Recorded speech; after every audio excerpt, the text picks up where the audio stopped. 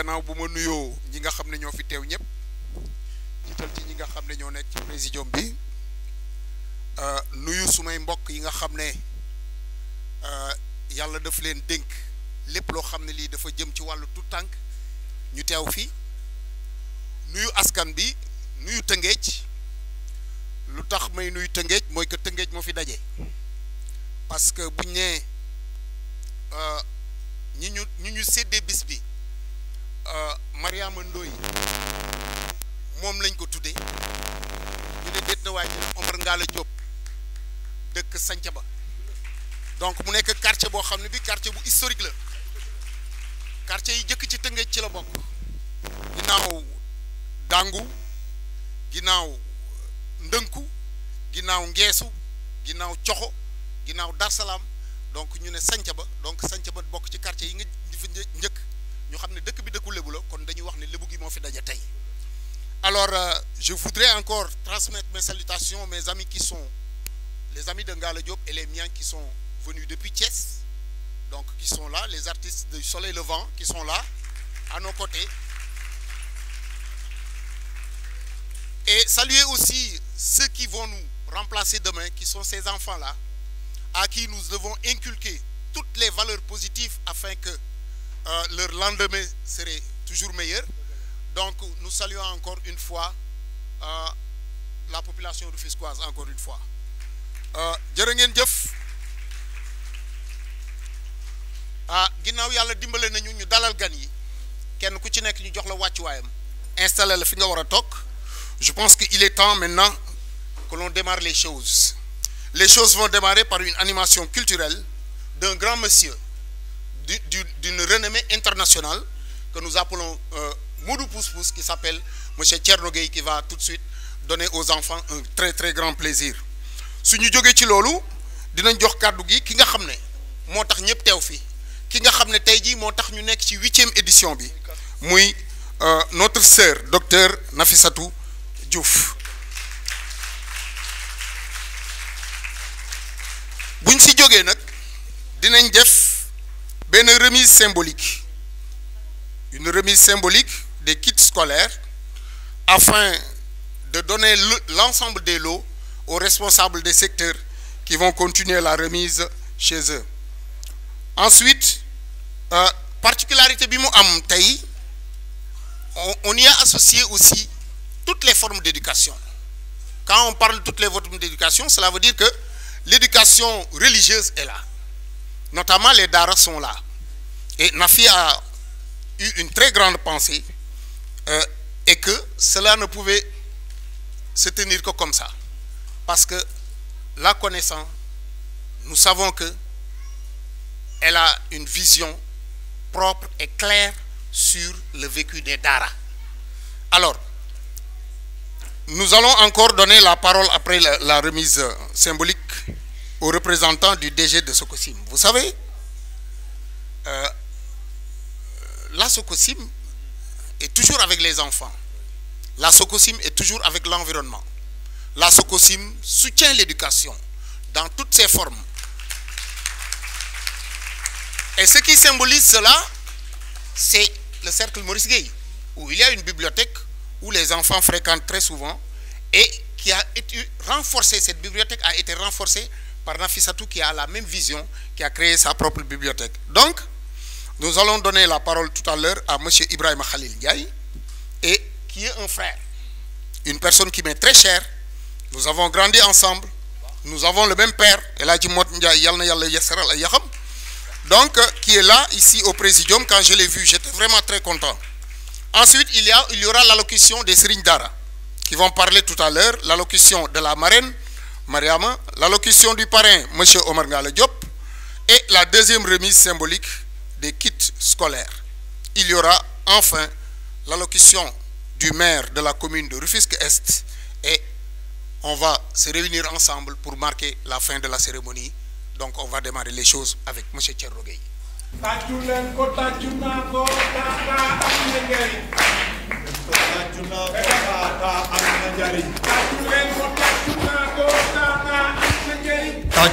ko tàccu naa ko tata am na njariñ tuuti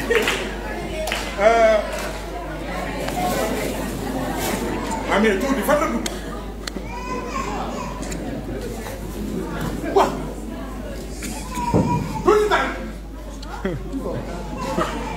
tuuti tànk waaw loo may yuuxoo jigéen dañuy jàpp sa bopp yow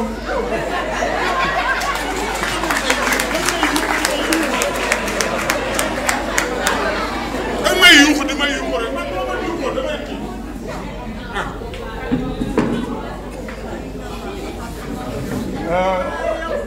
tout temps gars yi juumuñ li ñuy juum yow lañ tuddee tout temps gars yi dañoo juum de gars yi juumuñ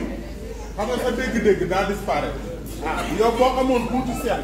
di nga xam ne man ak yow ku ci gën a féete tout temps waaw di nga bokk nag yow du ñoo bokk classe ma ak yow ñoo nekk CI ma nekk CIA du ñoo bokk classe léegi yow man léegi du man xale na waaw kii nee na man nag du ma tuut tànk moo ma ñëwoon fii mu naan ma yow doo tuut tànk tey yow du yow ñun ñoo yor réew mi suba ah dëgg la wala du dëgg ba pare moom mi mu may siis ci tuut tànk du man tuut tànk ah waaye yow kaay waa ana suñu waa classe suñu waa classe ñu ci kaw suñu waa classe ñu ngi ci kaw yow fii comme bokk Nafisatu yow bokkoon classe Nafisatu mënu leen bokk classe ndax yow damaa la doublé woon Nafisatu damaa bokk classe lan ni bokkoon ngeen classe xanaa mënoon plus ak lekk kere ak a mënoon a lekk kere kon yow Mariama Boye war ngeen bokk classe waaw Mariama bu bàccal naa ñoo nekkoon na woon colonel dem nañ ko yow yegg nga colonel waaw Mariama bi ma koy xam ab efforce la ma naan ma efforce ma efforce waaw danga may nax rek Mariama waaw Nafisatu waaw Omar Ndiaye waaw Abdoulaye Fa ak Zildara ak Serigne Pape Diop ñun nag xam nga nag ñun man lu tax ma bokk ak ñenn ñi classe man damaa redoublé 7 fois man la jàngloo kon jàngoo yow doon naa jàngale sama xel moo neexul yow déjà sa bàjjen ba mu lay indi xàmmee naa sa bàjjen musoor bu mag la indi yow de ñun dañoo dugg 8 heures nga ñëw 9h35 bon sama yaay sama bàjjen moo doon musóoru moo tax ma yéex a yegg moo tax sa bàjjen musoor bu mag la yaa naa musóor ko moom ak musóor yaay waaw ana Ngalla Diop yow fu ne léegi xaaral ma wax la Ngalla Diop ci li mu ne Ngalla nag moom nag ñoo ànd bu ñu dugg ci politique déedéet di ñuul ñooñu la ñuy def loolooy politique Ngalla daa am fit de ceeb ak diwlin la ñuy lekk di may ta loolu déedéet danañ joxe ceeb ak diwlin loolu amatul loolu kaay Njaay dañuy maye ceeb ak diwlin xale yi dañoo jàng léegi place la ñu bëgg de defal ndànk ma wax la li neex mooy danañ maye ceeb ak diwlin danañ joxe ko jënd bu salaire yi amee ci kër yi ku ne jënd ko kenn du ko ñaan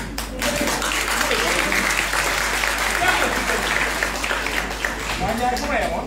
xanaa su ma la feree ne wala sama liggéey baax na continuer nu may continuer te xamatuma fu may baax jarul ko loolu léegi yaa ngi woon ci politique yi nga laaj nag sa tool waaw léegi da nga maa feree ne léegi xam nga ñu def nañ ñu ko nañ ko indi kat nañ dem ja xew ma xew la suñu demee nag setu may ñu ceeb waaw balaa ñoo dem wuti ji ceeb yow da ngaa nekk lu ma moo tax la wàññi ma foofu am na lekk wala amul man fu ma toog te lekk amul ko xam nga Njaay suñu yeggee na ma setu bu fekkee togg na yaay ay mbiram day faussé waaye ñoom sax nag kaay bu ko ma sax sa yaay baax sa baay baax ñu bay bu ñu joxee ñu dem ci farax caaya ba ca boori sanaa di so am na farax caaya xam nga yow nag tere woon nañu la farax caaya tax nga tollu bi loolu mooy bu may soog a cholestérol waaye farax caaya léegi diwlin daa seet xale yi tuura bi jëref ama waaw léegi xam nañu def léegi nañ dem ja xew suñu demee xam nga kuñ ko tudde kuñ ko tudde moom mu am paa am mère tuddee nañ ko pas tuddee ko maire. tubaab de moo doon wax derrière chaque grande dame il y a une grande dame waaye xoolal génération bi. waaw dañ ko féetale de du derrière. à côté de chaque grande dame il y a toujours une grande dame. boo demee seetlu leen bu paree toogee marraine toog góor jigéen. Juste pour faire un petit commentaire par rapport à ce qu'ont fait mes petits frères, mes amis, ils ont l'habitude d'être avec des enfants. Et ils sont toujours comme ça. À chaque fois qu'ils parlent avec des enfants, c'est un grand message qui sort. Ils ont montré aujourd'hui que il faut être sincère dans tes dires. Dans tout ce qu'on peut dire, aujourd'hui, il faut être sincère. Et si jamono bu ñu tollu ni, la sincérité est rare. C'est très rare. C'est pourquoi je suis très content du thème d'aujourd'hui où on dit transmission des valeurs républicaines et culture de l'engagement pour une réussite scolaire et éducative. C'est hyper important. Suñ ko bëggoon a tas tey ji ci wolof te bu ñu demee ba ci kanam dinañ ci waxtaan dinañ ko wax ci wolof ñëpp mun ko comprendre xam ne lii moo téye àddina lii moo tax àddina demul. Donc kontaan nañu encore une fois ci ñoom suñu jógee nag ci loolu nga xam ne moom la ñu def léegi xale yi seen xarit ki leen yàgg a jàppale tey mu nekk juróom-ñetti yoon 8e édition c'est à la présidente de l'association Teungueth Tuuti Tank qu'on va donner la parole afin qu'elle s'adresse à ces enfants, ces bouts de bois de Dieu à qui nous devons préserver, garder, protéger et soigner. Nafi, vous avez la parole. Merci Bour Gueweul. Auzu billahi mina shaytani rajim, bismillahi rahmani rahim. Monsieur le représentant du maire de la commune de Rufisque-Est, Madame la marraine, Madame Mariama Ndoye, marraine de la 8e édition des Journées de l'excellence de l'association Teungueth Tuuti Tank, Monsieur le parrain de la 8e édition des Journées de l'excellence, Monsieur Omar Ngalla Diop, Monsieur Ibrahima Khalil Ndiaye, chargé des liaisons communautaires de la SOCOSIM, représentant du directeur général de la SOCOSIM, Messieurs les oustaz, maîtres coraniques, Monsieur Oustaz Massamba Diop, Oustaz Ablaye Ciss, ici représenté par notre oncle. Mesdames et messieurs, chers invités, en vos rangs, titres, grades, tout protocole confondu.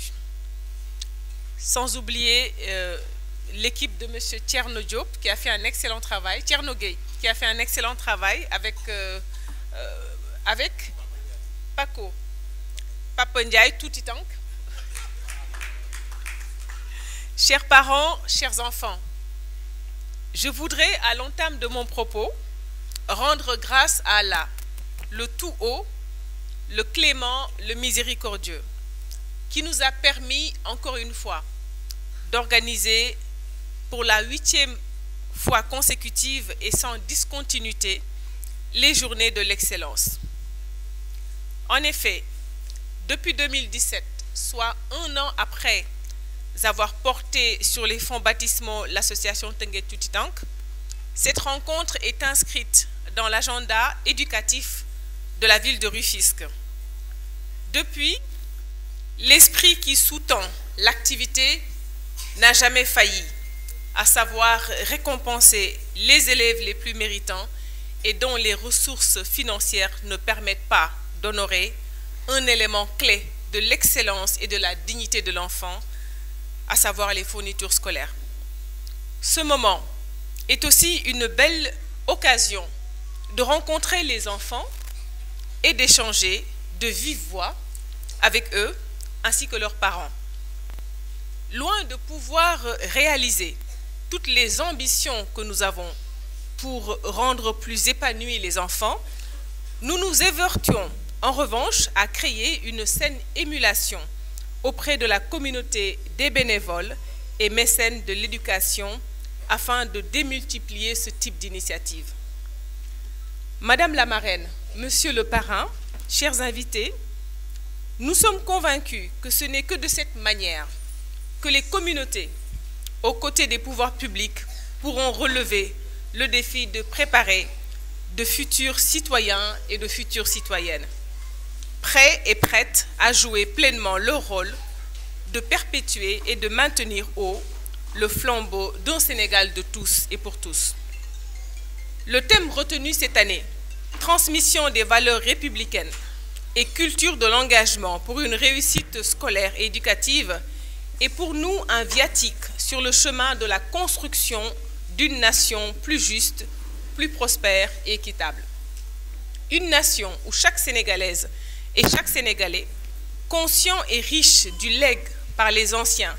de nos valeurs intrinsèques, pourra pleinement jouer sa partition dans le développement de notre si cher et beau pays, le Sénégal. Au moment où le Sénégal vit sa 3e alternance démocratique, au moment où les jalons sont en train d'être posés pour un meilleur Sénégal à l'horizon 2050, nous rappelons au pouvoir public la primauté de l'éducation, de la santé et des loisirs chez la couche la plus importante, mais aussi la plus fragile, j'allais dire la plus vulnérable, à savoir les enfants. Madame la marraine, chère grande sœur, amie et référence, Madame Mariama Ndoye, écrivaine émérite, conservatrice du musée Léopold Sédar Senghor et conseillère spéciale du président de la République, vous voudrez bien transmettre à son Excellence, Monsieur Bassirou Diomaye Diakhar Faye, que l'association Teungueth Tuti-Tank est prête et disposée, aujourd'hui plus que jamais, à accompagner les initiatives gouvernementales en faveur de l'enfance. À l'endroit de nos partenaires, nous adressons un chaleureux message de remerciement et une invite à mieux accompagner les synergies que déroule 3 fois pendant l'année l'association Teungueth Tuti-Tank. C'est pourquoi nous sommes honorés de compter parmi nos invités d'honneur Monsieur le directeur général de la SOCOSIM, Monsieur El Hadj Mamadou Seck, ce soir représenté par Monsieur Ibrahima Khalil Ndiaye. Monsieur le chargé des liaisons communautaires de la SOCOSIM, par ma voix, l'association Teungueth Tuti-Tank remercie très chaleureusement Monsieur le directeur général de la SOCOSIM pour cette grande marque d'attention et de considération. La SOCOSIM est une entreprise dont l'image et le destin sont fortement liés à la ville de Rufisque qui le porte dans son ADN. Qui la porte dans son ADN. C'est pourquoi nous souhaiterions que vous transmettiez à Monsieur le directeur général notre volonté de travailler à ses côtés sur tous les projets impliquant l'enfance et l'éducation. C'est l'occasion pour nous, association, de remercier la Fondation SOCOSIM qui nous a une fois soutenus en renforçant le dispositif d'articles scolaires lors d'une journée de l'excellence. Enfin, je ne saurais terminer ce discours sans dire un mot sur le choix de la marraine, mais aussi du parrain. Et je me suis arrêtée là en écrivant le discours, parce que je n'aurai jamais les mots, ni le temps, mais surtout ni l'intelligence de pouvoir ressortir tout ce que représentent ces 2 personnes que l'association a choisi de manière concertée, mais surtout avec beaucoup de spontanéité. J'ai rencontré ma grande sœur, Madame Mariama Ndoye, il y a de cela quelques années. Je pense qu'elle était directrice du livre et de la lecture au ministère de la Communication. C'est dire qu'elle est un haut commis de l'État qui a toujours servi l'État, mais avec deux valeurs intrinsèques et fondamentales. Lébou. Ces valeurs lébou, d'abord,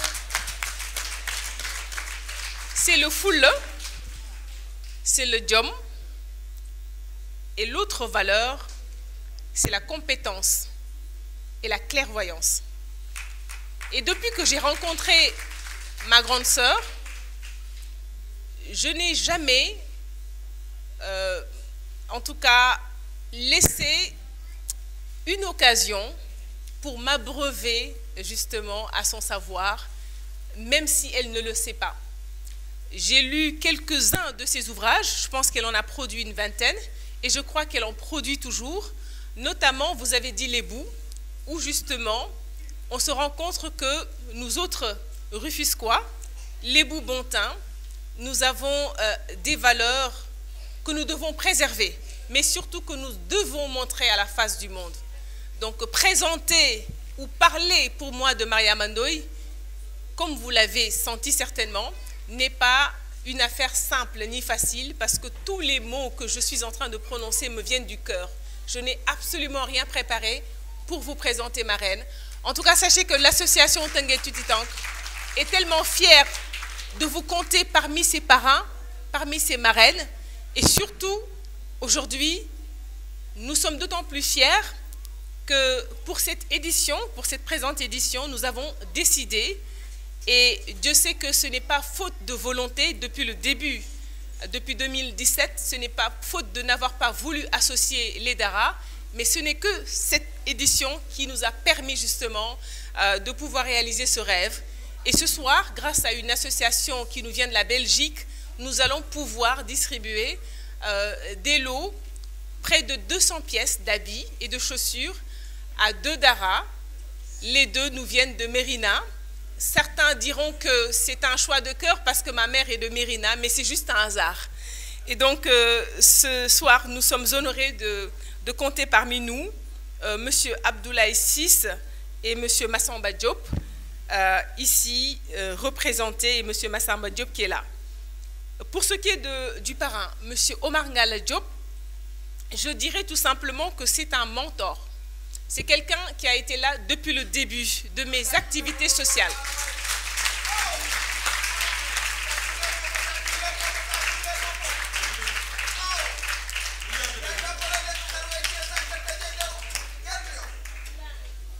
Pour la petite histoire, quand j'ai démarré les activités sociales, c'était juste en 2016, il n'y a pas longtemps, où on a organisé la première édition de l'Arbre de Noël de l'association Teungueth Tuti Tank. Et un peu bien avant, d'ailleurs, quand je faisais des activités sociales, il m'arrivait de n'avoir pas beaucoup d'argent. Et celui que j'appelle affectueusement tonton, et aussi, par la force des choses, et surtout en cheminant, on s'est rendu compte qu'on avait des liens de parenté, sortez un 50 000, sortez un 100 000, en me disant non, non, tu donnes. Et puis après, je lui disais, tonton, je te rembourse quand il me dit non, non, c'est pas grave. C'est ça, tonton Ngalla. Donc j'ai tout dit, et certainement aussi, il en reste beaucoup à dire, parce que j'espère que ce chemin ensemble n'est que le début d'un long cheminement. Et vous aurez compris justement que l'association Teungueth Tuti Tank, et je vais terminer par là, c'est tout simplement une histoire de cœur. C'est l'histoire de citoyens rufisquois et rufisquoises qui tout simplement veulent un mieux-être pour leur communauté. Et nous souhaitons en tout cas que cette communauté puisse un jour être des relais, parce que ces enfants que voici, xale yi dama bëgg jeexal sama discours ak yéen li waral ndaje bi nga xam ne mooy juróom-ñetteelu édition bi du lenn lu dul rek préparer leen yéen tamit fii ak ay at yu néew ngeen nekk fii ñu nekk tey pour aussi tette seeni rak tette seeni doom tette seeni sët li nga xam ne tey moom la ñuy def du dekk lenn lu dul as ndénkaane bu ndaw rek boo xam ne dañ koy mottalee li nga xam ne moom la seeni papa ak seeni yaay saa su ne di leen wan ci kër gi mooy nit bu amee ñaar day jël benn bi téye beneen bi moo bokk ak ay moromam. loolu tey le mag ñu baax ñi nga xam ne ñoo ñu jiitu fii ci Sénégal loolu la ñu jàngal ci diine moom la ñu jàngal ci zahir moom la ñu jàngal ci baatin moom la ñu jàngal ci ay jëf loolu tey moo waral as tuut li ñu yor ñu bëgg ko bokk ak yéen bu ko defee yéen itam ngeen gën a mën a am jom am ful la ci jàng bi ngeen di jàng ndax dañuy faral di wax naan jàng ascenseur social la maanaam ascenseur mooy escalier boo xam ne da ngay yéeg rek boo poussé bouton rek mu yéegal la loolu noonu la jàng mel ci nit mag ñi dañuy faral di wax naan jàng yàggul ñàkk jàng moo yàgg bu ko defee may jeexale kàddu yi ci ñaax leen ngeen gën a fullaal seen jàng waaye itam ngeen gën a wekk ñi leen mag ngeen gën a yërëm seen rakk yi ndax ci Sénégal boobu la ñu toll madame la marraine nga xam ne macha allah casquette yi bari na tey benn bi nag dama ko bëgg nga yóbbanteeloo ki nga xamante ne ni tey yàlla dafa def yow yaa nekk ci wetam di ko conseiller di son excellence monsieur Bassirou Diomaye Diakhar Faye nga ne ko association Tëngéej Tuuti Tànk pare na comme ni mu koy defee ak pouvoir public yi depuis 2016 pare na gunge gouvernement ak gouvernement monsieur Ousmane Sonko ci jàppale tout tànk yi ci jàppale xale yi waaye tamit ci tette leen bu ko defee ñoom tamit ñu mën a préparer li nga xamante ni moom mooy Sénégal yi ëllëg ñuy gërëm bu baax monsieur le directeur général de la SOCOSIM El Hadj Mamadou Seck nga xam ne ki ko fi représenté mooy monsieur Khalil Ndiaye Ibrahima Khalil Ndiaye ñu dénk la ko tamit di dénkaane ko ne ko SOCOSIM de ku wax SOCOSIM wax Tëngéej ñun nii en tant que doomu Tëngéej tamit namm nañu lool liggéey ci wetam en tant que association ngir mën a mottali yéene bi nga xam ne am na ko ci li nga xamante ni moom mooy njàng mi ndax gis nañu rek bu yàggul am na loo xamante ni Tëngéej yëpp la ko jàppale ndax boo waxee lycée Abdoulaye Sadji ñëpp jaar nañ fi nga ne ko ñu ngi koy gërëm di ko sant waaye itam ñu ngi koy encouragé ci sas bi asalaamaaleykum wa rahmatullah. waaye tàccu leen bu baax a baax intellectuel bu mag bi. elle ne fait pas l'école buissonnière docteur Nafissatou Diouf kon nag ñoo ko déggandoo Ablaye 8e édition madame la conseillère spéciale du président de la république saraka jaa ngi noonu boo demee nga ne président de la république du Sénégal Bassirou Diomaye Diakhar Faye nee ko xale bu baax a ngi nii nee ko xale boo xam ni intellectuel mën a liggéey foo ko dénk mu liggéey ko liggéey bu rafet yaakaar naa ni loolu yóbbante la boo xam ni moom du ko wax waaye ñun ñoo la koy wax. donc tey nag xam nga c'est la fête des enfants pour les enfants et par les enfants c'est à cette occasion-là qu'on va leur donner la parole. Ils vont nous dire, et je demande à la salle d'écouter ces enfants-là, s'il vous plaît, parce que quand un enfant parle, c'est un grenier qui parle. Et quand le grenier parle, on l'écoute pour préparer les futures récoltes. Donc xale bi nga xam ne mooy wax ci baatu xale yi na ñëw jegeñ mu wax le mot des enfants qui a le mot des enfants.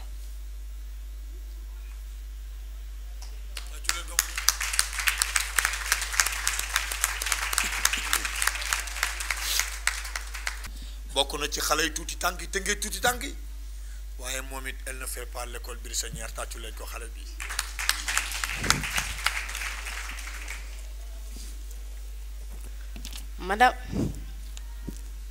Madame la présidente de l'association Tëngéej Tuuti Tànk, chers parents, marraines, parrains et chers organisateurs, permettez-moi de prendre la parole au nom de tous les enfants pour exprimer nos profondes gratitudes. Recevoir ces kits, ce n'est pas simplement recevoir des fournitures scolaires, c'est recevoir une preuve d'amour, de confiance et d'encouragement. Ces gestes généreux nous rappellent que nous ne sommes pas seuls sur le chemin de l'éducation. Vous, le parrain et la marraine, êtes des lumières dans notre parcours, des guides qui nous inspirent à donner le meilleur de nous-mêmes. Ces kits sont bien plus que du matériel. Ils sont une invitation à rêver, à travailler dur et à construire un avenir meilleur. Chaque cahier, chaque stylo nous pousse à être sérieux, à honorer ce soutien et surtout à faire de l'excellence un objectif quotidien.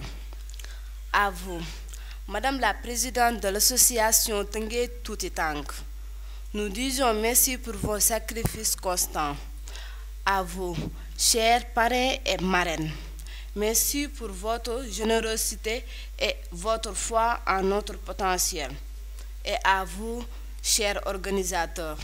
merci d'avoir rendu ces événements possibles et d'avoir créé un moment où l'excellence est célébrée. Aujourd'hui, nous les enfants, nous vous faisons la promesse de continuer à nous engager avec discipline, courage et détermination. Nous travaillerons à être non seulement des élèves brillants, mais aussi des citoyens exemplaires, porteurs des valeurs de solidarité, de respect et de responsabilité que vous incarnez si bien. Ensemble, grâce à vous, nous construirons un avenir où la réussite scolaire et humaine sera notre plus belle victoire. Merci infiniment. Laay Faye docteur Nafi xale bi ba nga koy jox ay fourniture scolaire CI lay def ngeen bokk koñ mu dëkk Colobane nekk doomu Kiné Gueye nekk xale bu nangu jàng xale boo xam ni yaay royukaayam yaay référence am day toog seen kër naan man ci Nafissatou Diouf laay roy moo tax ni mu liiree sax ni ngay waxee la kon nag yàlla na doon docteur Nafissatou Diouf merci Ablaye ayo damay bëgg go xam nga dafa am ay nit yoo xam ne dañu xam xale mën a yar xale nit ñooñu boo leen gisee ci mbooloo da nga leen di bett ñu wax ak xale yi parce que luy jariñaate bu ko romb mukk même boo yore oto droiteel nga jël ko jël ci moom yóbbaale donc je suis obligé de donner la parole à monsieur Djibi Guissé. Monsieur Djibi Guissé, venez prendre la parole pour parler un peu avec les enfants. Je vous en prie. Je vous en prie. Vous êtes un grand monsieur. Je vous respecte tellement que je peux pas m'empêcher de vous donner la parole. Assalamu alaikum d'abord mbokk yi. Wax dëgg yàlla c'est avec plaisir lay jël kàddu ndax li ñu boole tey fii góor ku ko fekkee war see mën a sànni kàddu surtout ñi toog ci table bi nii su doon ñetti kàddu la sa dinaa si sawar a wax parce que li ñuy def nii tey Nafissatou di ko def juróom-ñetti at a ngi nii mu koy def su ko Nafi deful woon tey atum ren mii mu jaaxal ñëpp su Nafi organisé wul woon lii coow lu bëri su Nafi organisé wul woon lii mu am ñu bëri ñu am lu ñu wax waaye nag borom ndey ju baax borom baay ju baax ku ko yéenee fande wala ku ko yéenee safaan ginaar lay réere di yey fruit di naan yu sedd di sol yu rafet boole si nag yore kanam bu leer ak sourire bu rafet Nafissatou yal na la yàlla doole gunge teral parce que yow sa xol moo rafet souvent elle aime s'habiller en blanc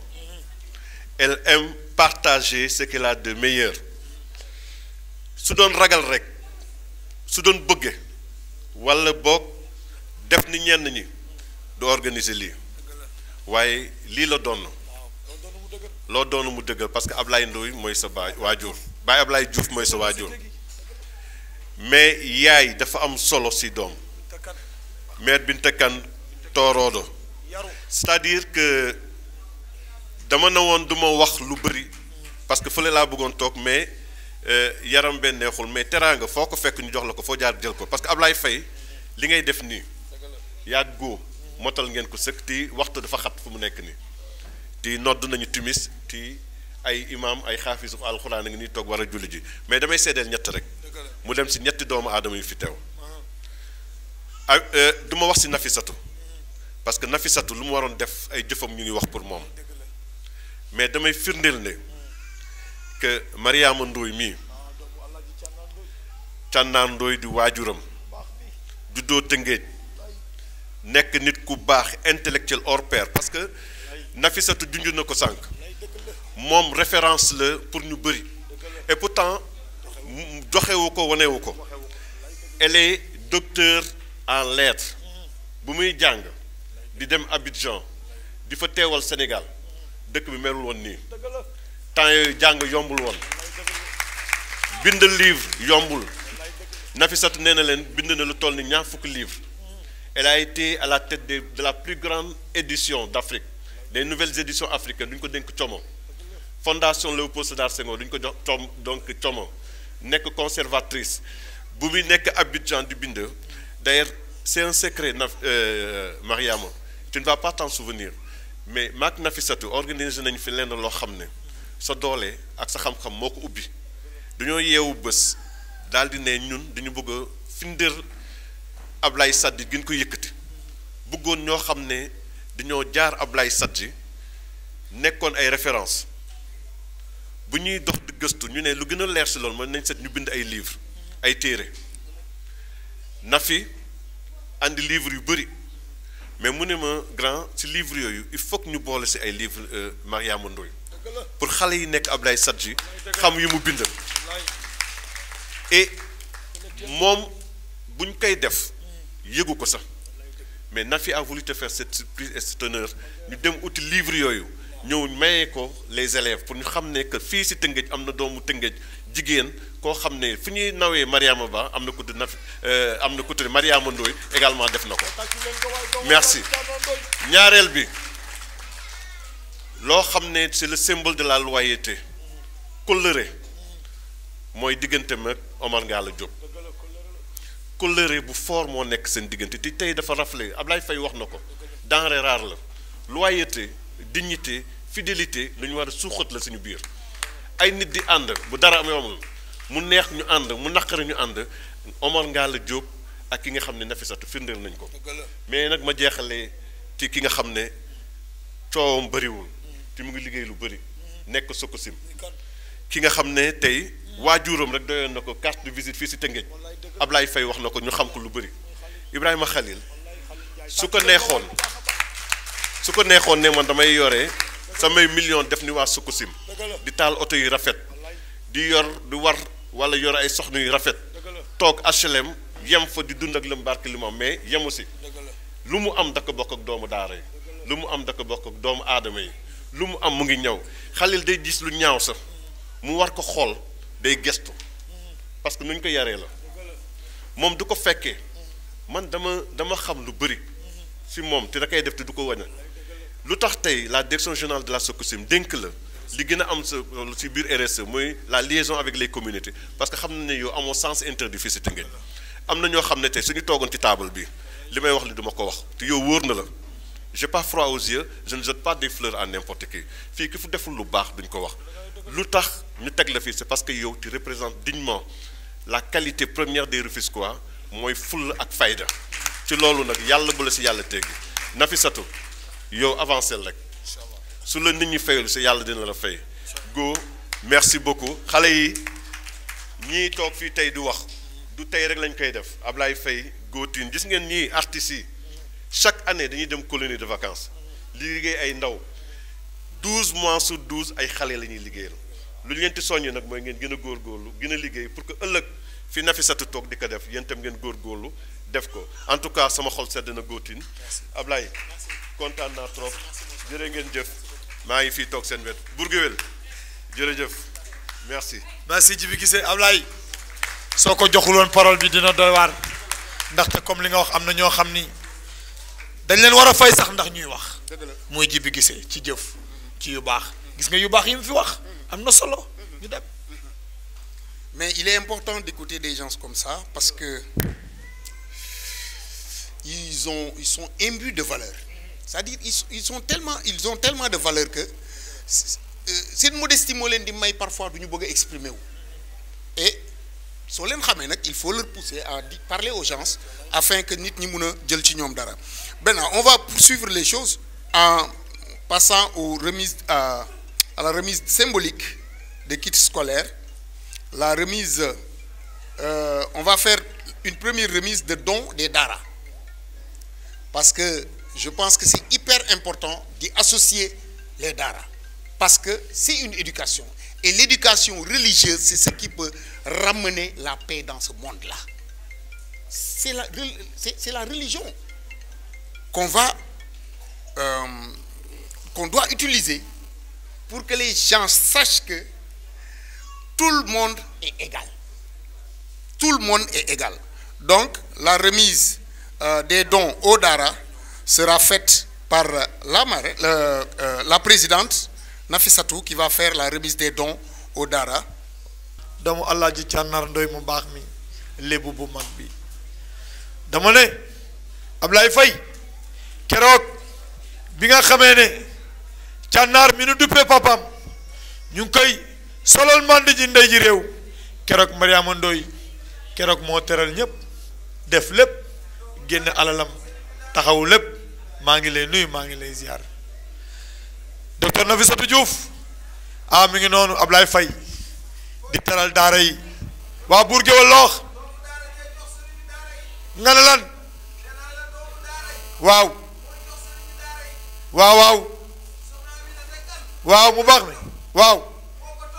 mu alaaji góor gi kan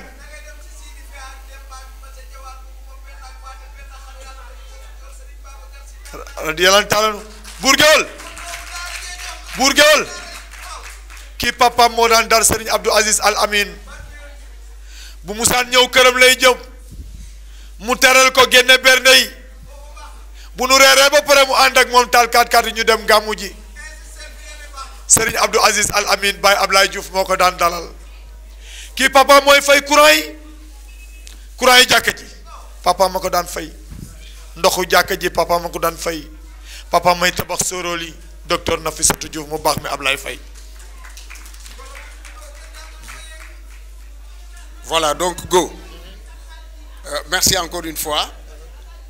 man ak yow tey jëm la woon man ngaa la jóg collectivité initiative yaa ma sigil bu ñu ma sañ wax naan ko di jaay wala ba dara laa ko mbaa Adama Dia ñu ngi jooy ci noppi man ngaa la yaa ko waral ànd nga ak ñun ci sa xel ànd nga ak ñun ci sa xalaat waaye nag ku def lu baax am lu baax ku defee nii am lii moo waral nga am lii waaye ku def dégg sax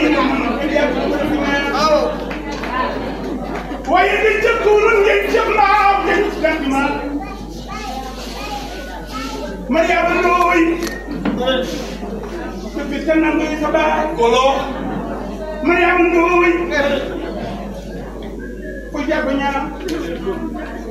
may xaar bay bi ne bii bay may sama bay bi ne di taaw njóogu di be maal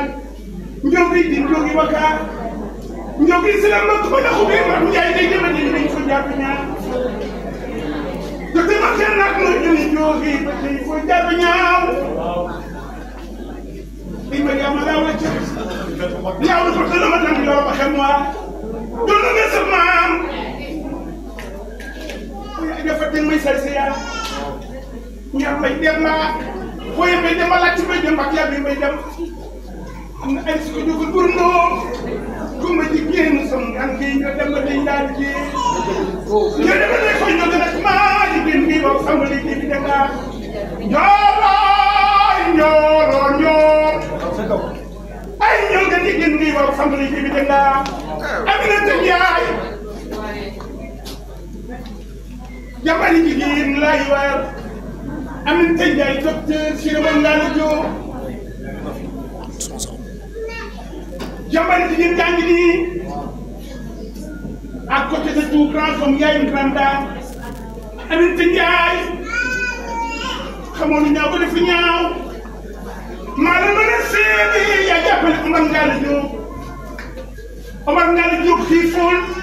Omar Ngalla Diop rafetlu li ko war mooy Aminata Ndiaye Aminata xam nga ma xam bu ma jooyloo xanaa tey la neex Aminata xanaa tey la neex waaye dama ne ko ma noon ngay muñ gàtt leen ba bari ba am baax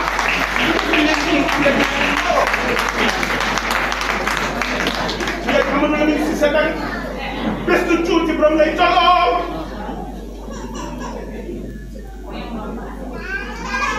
bu ma jooyloo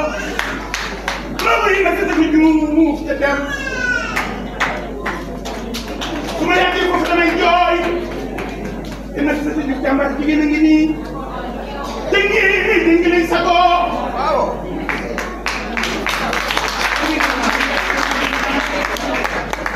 sama tuuti gannaaw rek ñu feen ñu wàcc kii kër moom sama segi ku bëgg itam ne fa tooyee ñaka saa njëgi Fatou te si ku bëgg yi maa ngi kii te ñi fi nga bokk ak Papa Sow monsieur le maire Sangalkam Nafissatou nii nga mën a mel yàgg ñëw def ñaaw wax taxal bi wetu Mariama Ndoye sa jaar wàcc na ndax ñàkk jàng musiba la nit ku baax xam-xam xel si nga juddoo ci nga màggee Sénégal kenn yabuloo la joxe ci sa baay nit sa yaay ñu nga wax ñu yàq ñu def naa sagal nga tëngi Sénégal si jël nga tëngi kette journaliste bu mag bi nga doon macha allah kenn yabula nii nga mën na la yàq ñu def ñaan salaamaaleykum wa rahmatullahi wa taala ba ngeen ma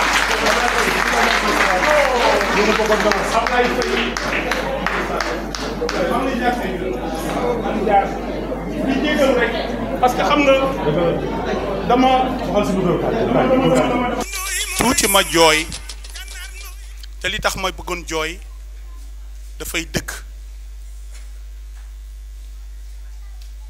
Adja Mariama maa ngi lay jaar Ndoye Lebou maa ngi lay jaar bés bu mel ni jomb la parce que tey jii à chaque fois damay wax yàlla na la yàlla fal cat parce que Mariama Ndoye fal Senghor toogoon yow yaa fa toog loolu doy na sag waaye nag docteur Thianar Ndoye mooy sa pap te nag mujjewoo puso mu réer la man miy ñëw sa kër xam naa ba léegi la sa wéjur yi daan défendre loolu ngay défendre moo tax yow sakk nga yàlla na la yàlla sàmm bàyyi la sunu kanam yàlla na nga fi yàgg Nafisatou man à chaque fois dama lay tiitaroo parce que xam nga la moo tax ñun Tëngéej rek la ñu am boo nekkee doomu Tëngéej nag nekk Ndakaaru te kenn yabuñu fu ñu la fekk war nañ la sargal màggal la kon yàlla na nga àggale sa sago fi ma bëgg a terminer nag mooy Omar Ngalla Diop Omar Ngalla dañoo am sunu mag bu tudd Badara Lam Cuun yàlla na ko yàlla te cër ma ndeem xare ko aljana moo ñu formé en collectivité jël ñu fayuñu dara ñu def collectivité am examen muy ànd ak ñun yàlla def ñoom équipe ak Badara Lam Cuun Gorgui Ndiaye Omar Ngalla Diop Abibou Diagne ak Amadou Lamine Cissé Dagana ak Maguette Ndiaye yàlla def ci barke année boobu képp ko def stage de moniteur ci Sénégal Badara Lam Cuun nga dem woo te li tax mooy Omar Ngalla Diop mii man way laa mën ak comédie théâtre Abib Diagne taalif la mën da daan taalif poésie dégg tubaab mais noyau beeg xel mi ak secret yi nga xamante ne moom lan daan gagné Omar Ngalla Diop mii moo ko doon def ba pare effacé nekk dans l'ombre muy koo xamante ni mën naa toog fii ba suba jant so di wax ci moom te Omar Ngalla xoolal bu wax ji baree du moom xoola mën na defar àdduna bi yëpp ba mu baax bu dem làqatu fee boo ñëwee da nga koy romb te fekk xoolal kilifa gi kooku la moo tax tey lii nga am ci collectivité du chance mérite la da nga toog xaar ko fi su may wax ci yow nag Aminata Ndiaye sànq dama dugg ci moom di xaw a jooy parce que ku la teel sa xarit ku la suturaalal sa xarit muy metti nga taxaw ne ko déedéet yow réussite rek mbaa dee teg ci sama bakken kooku li olof naan à côté de tout grands hommes y a une grande dame kooku bu ñu ko waxee Aminata yow ci nga bokk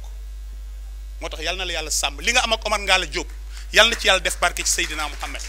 maa ngi jégalu baax di fekk fi nag samay mbokki comédien ndaanaan yu mag yoo xamante ni fu ma mës a joué Thiès ñëw nañ jàppale ma parce que maa ngi leen di jaar bu baax kenn Ndiaye maa ngi jaar yàlla leen yàlla sàmm la fa leen cat damay bañ a guddee Alioune Ndiaye maa ngi lay jaar doomu baay maa ngi lay jaar yow Ibrahima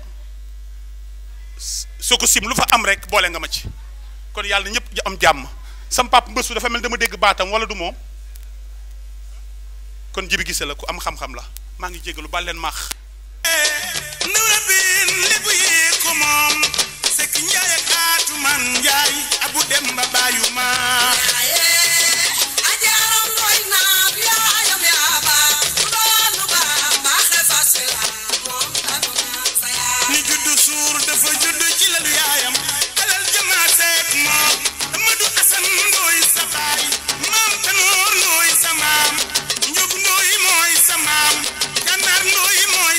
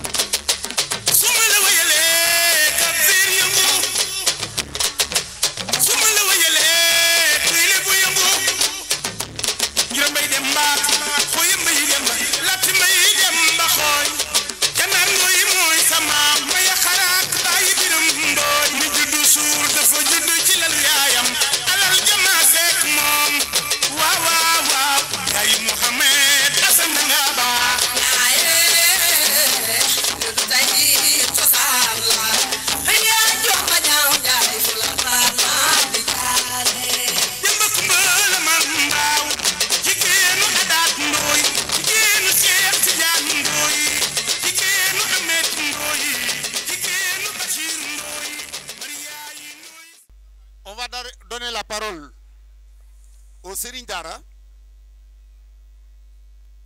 afin que ñu déglu seen impression afin que ñu déglu seen mot parce que ay nit lañu yoo xam ne tamit àddina bi dafa yaakaar ci ñoom trop.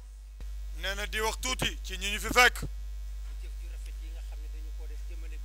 nee na ci jëf ju rafet ji nga xam ni docteur Nafissatou Diouf da ko def jëmale ko ci ñoom muy ñoom waa daara yi. nee na ajaratu Nafissatou Diouf nee na kontaan nañu lool nee na wax ji nag du mën a bari ndax Baye Mass Diop moo fa waroon a teew waaye mu ngi ko bàyyi ca daara ja mu ne ko yéen rek àgg leen fa rek nee na bi mu ñëwee gis lii kontaan na lool nee na soxna Nafissatou Diouf ñu ngi lay sant ñu ngi lay gërëm di xam ne nag amul benn jëf ju gën a rëy jëf ji muy nga defal alxuraan te alxuraan kenn amul fayam yàlla rek moo am fayam moo tax mu ne ku ci yëngu bàyyi leen ndax man sama borom nee na loolu man rek maa koy mën a fay te lim koy fay xajul àdduna de moo tax mu ne bàyyi leen ba ngeen ñëw ci man ma fay leen kon yàlla fay googu yàlla nañ ko jot ëllëg ci barke sanga bu tedd bi nee na kontaan nañu torop nee na su loolu weesoo day wax tuuti ci parents d'élèves yi soog a jëm ci xale yi ndax papa yi ak yaay yi ñoo yëngu xale yi ñoo leen war a soññ ci jàng ni ñuy jàngee français mën nañ koo jàngee alxuraan ndax samedi duñ ko jàng dimanche duñ ko jàng feetu duñ ko jàng bëri na ay bésu ngoon yoo xam ne duñ ko jàng bu ko dee ñu leen dem leen ca daara ja ñu xam fa dara luñ fa xamee lu leen jariñ lay doon jariñ àdduna bi jërë ngeen jëf lii daal yàlla na ko yàlla saxal yàlla na ko yàlla nangu ci barke yonent yàlla Muhammad soo ko nangoo yàlla nañ ko defal jàmm sotti ko ci réew mi ci barke yonent yàlla Muhammad jërë ngeen jëf jërëjëf Sëriñu Daara jërëjëf maa ngi gërëm El Hadji Ciss président conseil quartier Colobane El Hadji Ciss mun Nafissatou Diouf maa ngi lay gërëm moom it ba mu jàppee na fi ba léegi bàyyiwu ko. Alors sur ce, nous allons passer à la deuxième remise symbolique des kits scolaires qui sera faite par monsieur Djegan. La remise des kits scolaires. Donc tout à l'heure on avait fait la remise des dons pour les Dara. Ici on est à la première remise des kits scolaires et il y aura une seconde remise tout à l'heure.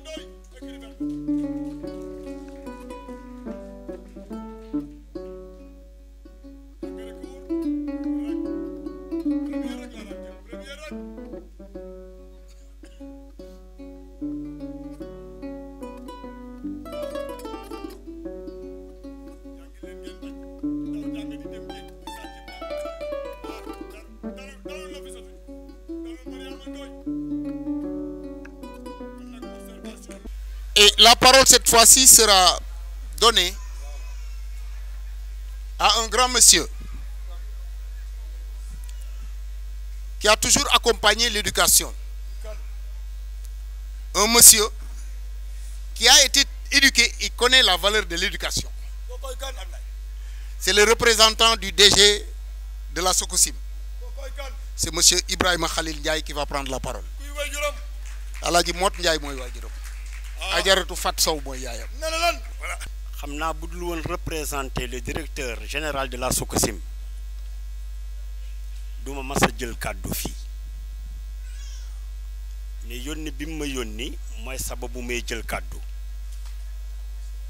ndax ko xam di nga xam ne il est très difficile de prendre la parole derrière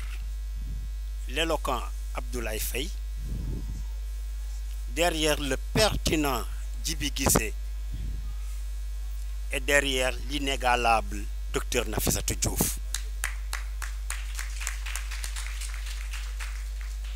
moo tax ma wax ne bu dul woon yónnent bi duma mës a jël kàddu ndax wax ci ginnaaw ñooñu dafay jafe kàddu gi nag du sama kàddu ki ma yabal la muy le directeur général de la SOCOSIM di El Hadji Mamadou Seck du sama kàddu directrice de la RSE SOCOSIM madame Diallo Mariam Ndour la du sama kàddu administratrice de la fondation SOCOSIM madame Patricia Diagne la kon ñoom ñooñu ci seen tur ñu nga am mbégte en tant que doomu Tëngéej xam ne la SOCOSIM ne pouvait être aphone, la SOCOSIM ne pouvait être comment dirais-je handicapée, la SOCOSIM ne pouvait être aveugle à un tel événement ndax ginnaaw lii sunu métier muy defar ciment Tëngéej daf ñu ñor ndax lañu nekk biir Tëngéej et kii mu nekk tey ci loxoom muy El Hadji Mamadou Seck di doomu département bi juddoo Bargny am ay yéene yu mag yu rafet ci Tëngéej mais yéene yëpp rawatina éducation te lii docteur Nafissatou jëmmal jëm ci wàllu éducation loolu rek mooy avenir u ëllëg dafa am benn bindakat bu ñuy wax Imam Hazali dafa wax ne l'enfant de l'imitation, autant pour moi, naît une observation, de l'observation naît une imitation. L'enfant en nous observant veut toujours agir et faire comme nous. Donc ci xool ci lay juddoo xale bi bëgg def ñun ni ñuy defee ci xool ci lay juddoo xale bi bëgg mel ni ñun kon bu ñu tegee ay références yu mel ni docteur Mariama Ndoye autant pour moi bu ñu tegee références yu mel ni Omar Ngalla Diop et je dirais bien docteur Omar Ngalla parce que dans son domaine de compétence ku ko xool xam nga ne am na ca doctorat ñu jël leen comme référence teg leen pour que xale yi mën a xool ci ñoom félicitations docteur Nafissatou et félicitations yi du tàmbali tey parce que boo ne yaa ngi ci sa 8e édition kon fa nga tàmbalee yàgg na ba mën a egsi fii SOCOSIM nag dina la wax gàcce ngaalaama ndax ñun ngay jàppale li tax ñun ngay jàppale suñu yitte yëpp mu ngi ci éducation bi damay wax éducation parce que éducation moo aye tey parce que en dehors de la fondation bi nga xamante ne bii jëmmal nañu ko def fa bibliothèque pour jàngal xale yi boo demee au niveau de la direction de la RSE xam nga chaque année la fondation day organiser la fête de l'excellence di primer les meilleurs élèves et les meilleurs bacheliers du département ñu di leen utal bourse di leen jàngal mais la direction de la RSE du organiser fête de l'excellence dafay dem vers les enfants yi nga xamante ne ils ont moins de 5 de moyenne ñu ne xale yooyu lu tax amuñu moyenne ba mën a nekk ñu excellent on les encadre par des répétiteurs ñu ngi ci ren suñu 3e établissement bu ñu koy essayer mais depuis on a constaté docteur que jëlee nañ xale yi ñii amoon ay 4 ak ay 5 di dem ba maintenant ay 8 et 9 de moyenne mais on a constaté qu'il y a 30% ci ñoom ñoo xamante ne ñii mënuñu jóge fi ñu nekk bi ñu defee étude beaucoup plus poussée on s'est rendu compte que ay xale la yoo xamante ne yii dañuy yendu école duñu añ ci la ñu subventionner les cantines scolaires avec le conseil départemental pour que ñu jël xale yooyu en charge dans les cantines scolaires ñu leen di jox lu ñuy mën a suturloo ci biir école yi. Et depuis aussi, ça fait une dizaine d'années, chaque année, on fait plus de 20 millions de fournitures scolaires. Et les collectivités, mais aussi les écoles. Donc, si vous avez di def li ci éducation, ñun ngeen di jappalé, ñun ngeen di téyel kon au nom du directeur général, monsieur El Hadji Mamadou Seck, ñu ngi leen di remercier. Docteur Nafissatou ñu ngi leen remercier. Te sa yobante inshallah rabbi dina yegg ci mom. Sa yóbbante dina yegg ci directrice de la RSE, sa yóbbante dina yegg ci administratrice de la fondation. Loolu lay wax ci turu El Hadji Mamadou Seck. Mais permettez-moi de vous dire que personnellement plaisir bi ngeen ma jox xamu leen ko. Xamul tax xamu leen ko. Oumar Ngalla mi tok mais 3 filles yépp moo leen yor préscolaire ba ñu am entrée en 6e ci école am. Pendant plus de 15 ans, tous mes enfants sont passés par ces mains en colonie de vacances avec la Socosim. Mu ànd ak ñoom Thierno ànd ko ak ñoom Paco ak ñoom Ablaye Faye ñuy def liggéey bu mucc ayib bu yàqu woon Socosim du ko renouveler ak ñoom mais dañu gis ne vraiment ñu ngi ciy def liggéey bu am solo Ngalla yal na yàlla wéral la yal na yàlla sàmm la sa liggéey romb na frontière au Sénégal mais aussi vous m'avez donné l'occasion de rencontrer docteur Mariama Ndoye. Dama dégg ñu naan docteur Thianar Ndoye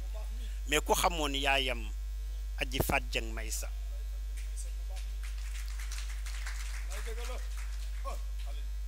xam nga lan moo tax may wax lii je suis un grand ami de sa famille j'ai jamais eu la chance de la rencontrer parce que dafa nekkoon Côte d'Ivoire. Mais sa petite sœur était une amie. En 1993, la lire Les chemins pavoisés, ben livre bu mu bindoon ci diggante ñaari seex ya ñu war a séparer wu te ñu jox kii la mu xaalis bi jox kii la mu bronze bi. Donc pour vous dire que depuis 93 fàtte nga ko livre boobu Les chemins pavoisés mais ñun ñi ko doon lire étant tout jeune mënuñu fàtte loolu. Et vous nous avez donné vraiment, docteur Nafissatou, une occasion tey jii bu ñu Socosim yónniwul woon ñu dégg ne moom mu ngi fi ak Ngalla ñooy parrain yi personnellement dinañ déplacé wu ñëw fekke li ànd ak ñoom leneen nag dinaa ko ñaan docteur li ngay def rëy na rëy goo xamante ne gi bu ko tëjati ci salle de fête génn ko ci biti lii yella na ñu def ko ci terrain basket bu mel ni terrain HLM li yella na ñu yóbbu ko terrain Guy Murit li yella na ñu yóbbu ko jardin public li yella na ñu yóbbu ko terrain Ndiayène à Jokkul li yella na ñu yóbbu ko terrain Médiour donc dafay nekk loo xamante ne lii tey jii li ngay liggéey bu ñu ko tëj bien que nag da nga fa am foo ñuy delloo gis nga salle de fête ñun bi ñuy nekk xale ak ñoom laay fay ñoom jibi salle bi en face bibliothèque la nekkoon bibliothèque municipale ñun ñëpp bi ñuy nekk lycée fi lañ daan jànge di ñëw ci livre yi daan lire mais tey jii ana mu tey donc ñu ngi lay encourager ñu ngi lay tàllal sunu loxo et je pense que on aura d'autres occasions je ne parle pas ci cérémonie ñu invité la nga ñëw à la Socosim dans le cadre d'un travail ñu gën a xeelaat projet yi gën ci waxtaan ba buy jublee ci yeneen édition yi ñu mën la recevoir gën a mën a waxtaan ak yow seet naka lañ ciy taxawee mais en tout cas au nom du directeur général nous vous disons merci et félicitations. Donc on va assister à la remise. On va commencer par le parrain monsieur Oumar Ngalla Diop qui va faire la première remise. La deuxième remise va être faite par la marraine Madame Mariama Ndoye. La troisième par monsieur Ibrahima Khalil Ndiaye, représentant du DG de la Socosim, et la quatrième sera faite par Madame la directrice de Teungueth Tuuti Tank. Amenez les enfants, s'il vous plaît.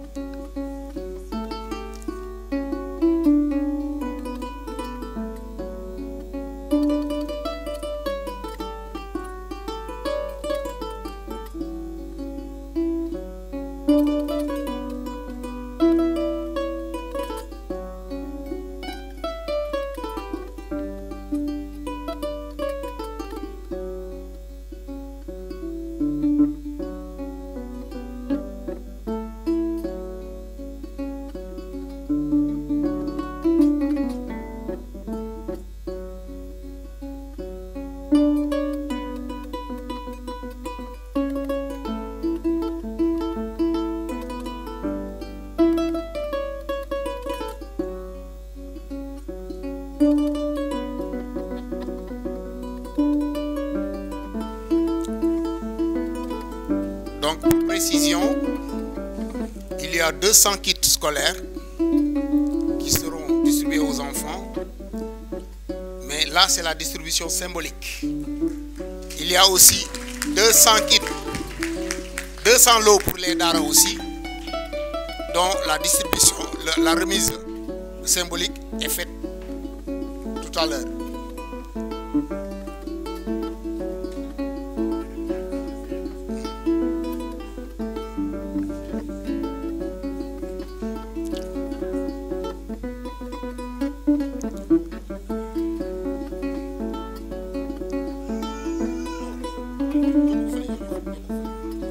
Voilà.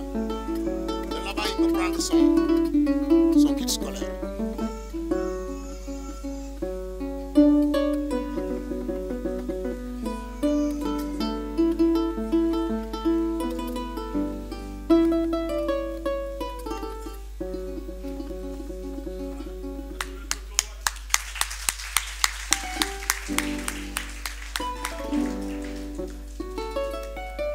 Très bien.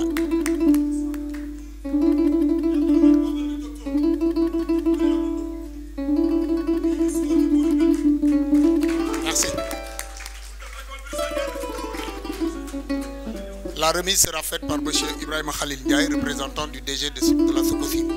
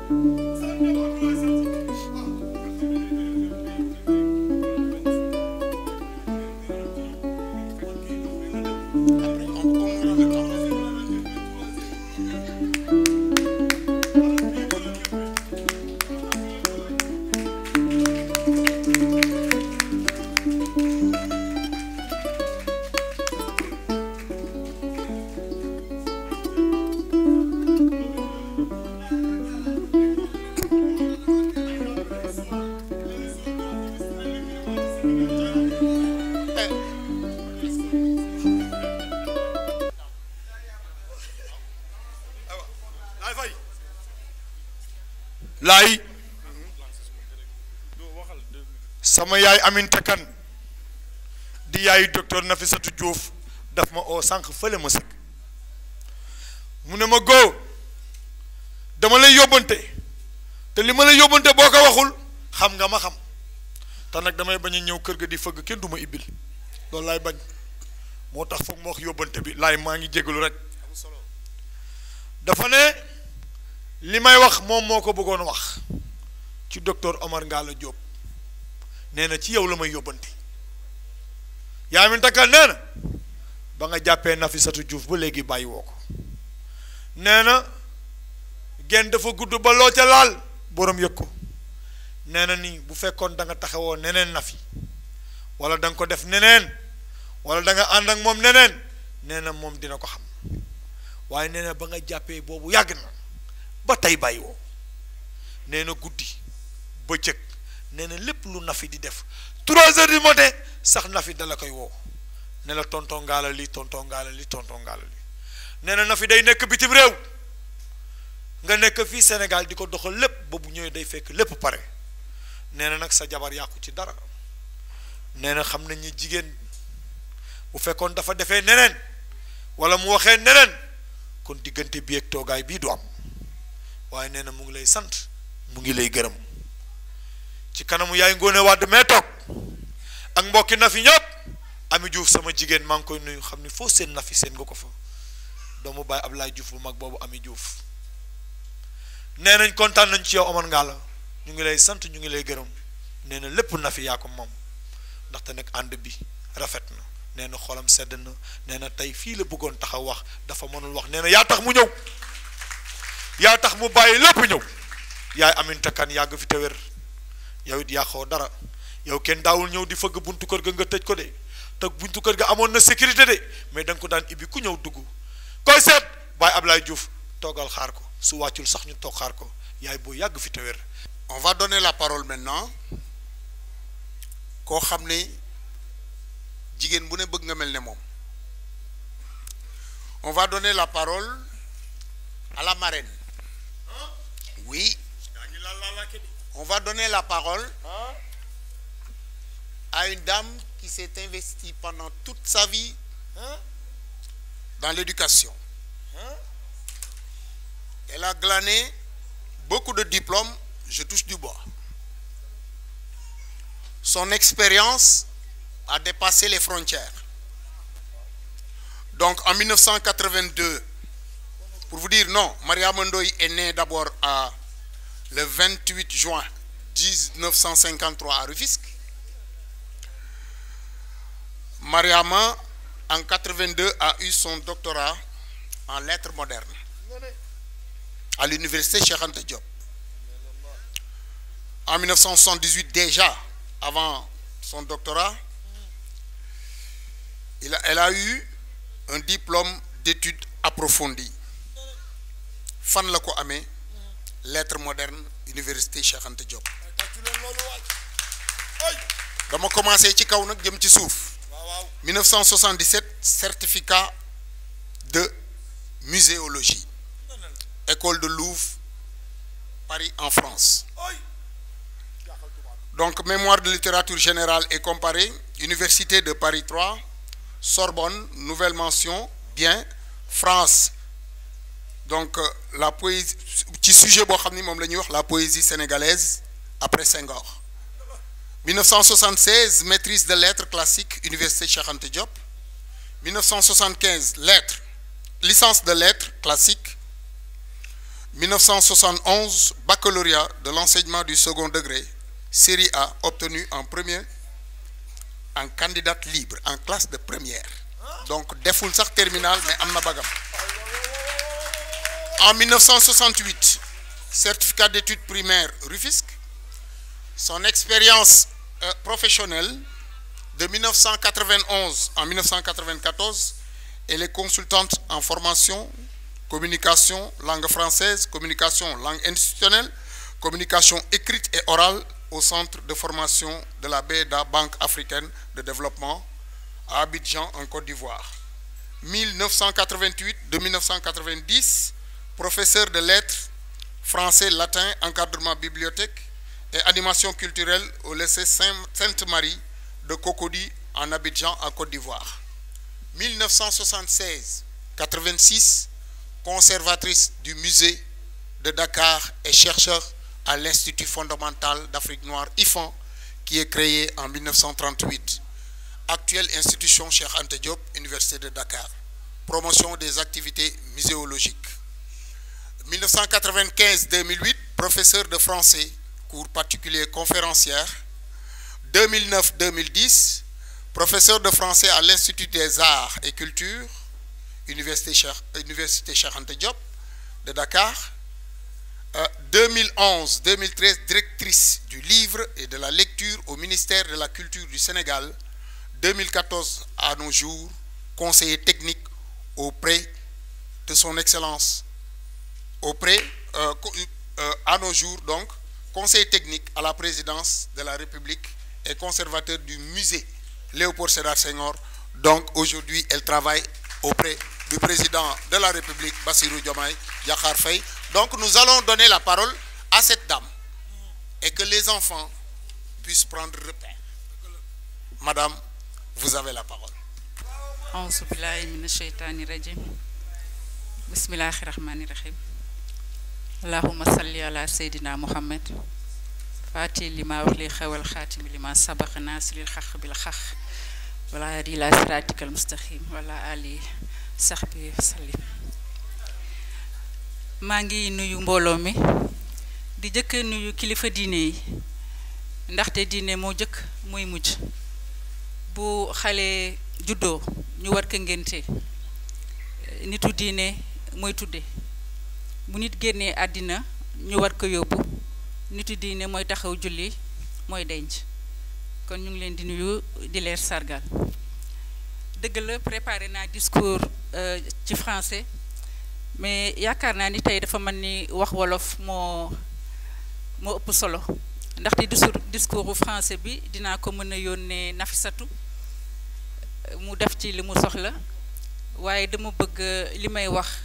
xale yi dégg ko ndax ñooñu tax a jóg ak seeni waajur damay njëkk a nuyoo di gërëm di nuyu Nafissatou sama rak Nafi mën naa ne sama diggante ak yow mbiru xol la parce que da nga may suivre gis naa ni nga may suivre depuis longtemps te waxtu bu ma dajee ak yow da nga may jox cër bu rëy ma xam ne da nga ma dugal ci sa xol te léegi sa yaay ngi wax ne dañu bokk kon deret ji moo la doon xeeñ dama lay tiitaroo ni nga may tiitaroo man noonu laa lay tiitaroo maa ngi lay fàttaliku bi ma jëkkee gis la télé boobu maa ngi togg sama papa yàlla na ko yàlla yërëm mu ne mais cette jeune femme là elle parle très bien elle présente très bien te sama papa du woon kuy def compliment noonu moom compliment bu mu wax rek c'est que daf ko penser daf ko kii mu ne elle a de l'avenir elle présente très bien elle parle très bien te boobu xamul ne waa Tëngéej nga xamul ne yaay Nafissatou Diouf kon na fi jërëjëf dama lay wax laaw la cat di la ñaanal li ngay def yàlla jàppale la si mën naa la wax ne aussi en tant que conseillère spéciale parmi tant d'autres du président de la République Bassirou Diomaye Diakhar Faye dinaa wax sa liggéey ci Tëngéej fu ma ko mën a waxee mardi bi passé madame Marie Khone Faye ak présidente Ngema président du Gabon jabaram ak madame Sonko Khady Kébé ñoo ànd ñoom ñett ñëw musée Kër Senghor di visiter exposition bi ma fa doon def kon moom tamit comme jigéen dafa jege jëkkëram yaakaar naa ne jaari ci jigéen ñi sax mooy gën a gaaw waaye si liggéey rafet na lu ma ci mën dinaa ko ci wax li tax ma kontaan ci jataayu tey bi dama fi fekk sama ay frères parce que Ibrahima Khalil comme ni mu ko waxee dafa jege sama famille xam sama ay sœur man maak moom nag mësuñu woon gisee tey la ñu njëkk gisee ce que si moom damay wax ne soo demee nuyul ma Patricia waaye depuis premier directeur bi Crémieux sama xaritu papa la woon voilà keroog biñ koy yóbbu sam papa ci chaloupe bi la dugg di def poème mook doomu Crémieux ñoo ànd ci chaloupe bi di dem Gorée Oumar Ngalla nag sama frère la ba noppi Oumar Ngalla dama koy tiitaroo parce que man dama yàgg dégg turam te gisuma jëmm ji kon li muy liggéey ci Tëngéej dafa mel ni Nafi daf ko ci fekk si parce que moom yàgg na liggéey ci Tëngéej dafa bokk ci ay piliers yi nga xam ne ñoo téye développement wu Rufisque te du ay bëtam a tax mi di ko wax ndaxte dëgg la li suñu gisee barewul mais liggéeyam yàgg naa ko dégg dama kontaan nag ci li ñu sargal jabaram ndaxte bu fekkoon ne jabaram jàpp ci kon amaana du àgg fi mu àgg kon yal na yàlla sàmm seen diggante sàmm seen njaboot représentant wu daara yi maa ngi leen di nuyu ñi toog ci table ji maa ngi leen di nuyu yaay booy maa ngi lay nuyu yaayu Nafissatou maa ngi lay ñaanal gudd fan ak wér di ñaan yàlla yokk sutura si sàmm la sàmm sa njaboot li ma bëggoon wax ci français xale yi baal leen ma waruma leen mu jël parce que ni yéen jëkk artistes yi il faut ma tudde leen aussi parce que bind bi may bind ci aar la bokk te artistes yi ñooy neexal xolu nit ñi te li ñuy def nii dañ ko jàng dëgg la don la mais dañuy jàng pour mën ñu bëggal nii ñu ñuy bëggalee donc maa ngi leen di gërëm aussi di saluer seen présence parce que troupe bi ngeen bokk troupe bu am tur la ci Sénégal boo xam ni dañu mën li ñuy def macha allah parents d'élèves yi animateurs yi góor gi Ndiaye dem na mais ñoom ci la ñu bokk parce que Senghor dafa wax ni enracinement et ouverture da ngay taxaw ci sa cosaan def ko ndëgër laay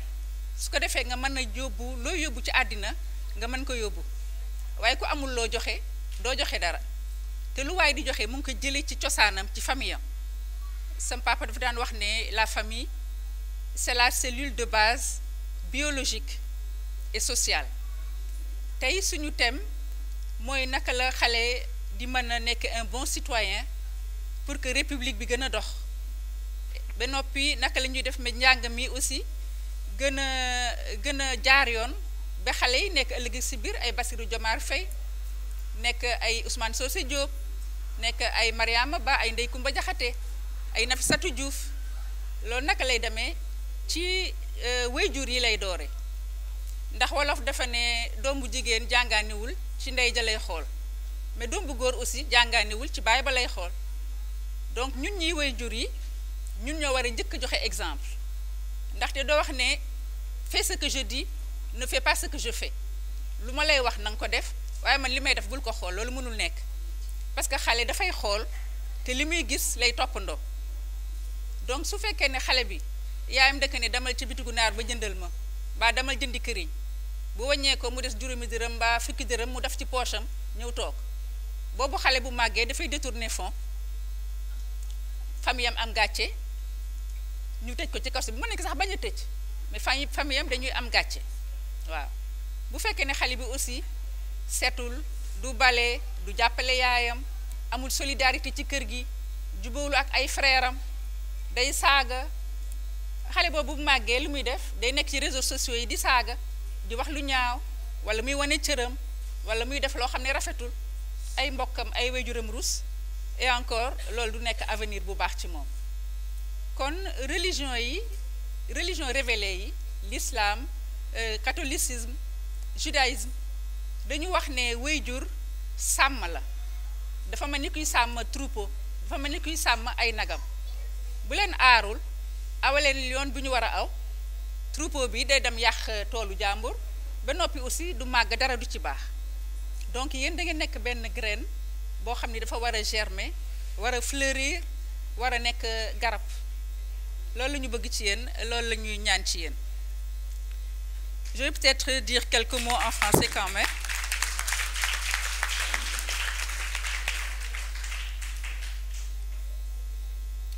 Je suis très honorée d'être la marraine de cette cérémonie, si significative dans la vie de notre vieille cité. Je dois cet honneur à l'amitié d'une grande et brillante dame, Dr Nafissatou Diouf. Nous pouvons tous nous enorgueillir de sa personne, tant elle se consacre corps et âme à promouvoir Rufisque. Quant à moi, je suis une Rufisquoise fière de l'être, née il y a 71 ans à la maternité de Rufisque, donc bien avant l'indépendance. J'ai fréquenté l'institution Immaculée Conception, Notre-Dame de Victoire,